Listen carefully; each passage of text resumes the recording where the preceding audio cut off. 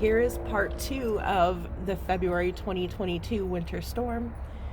Today is Friday, February 4th, 2022, and we started yesterday with a nice sheet of ice to cover everything, and now we have snow. We have a little snowy coffee shop on the TV as we drink our coffee.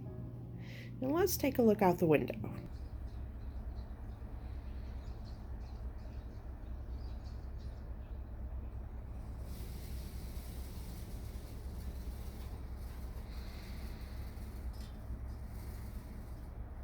It's a lot of snow. We probably got, I think they were calling for 3 to 6 inches, and it looks like we probably got at least that 6 inches.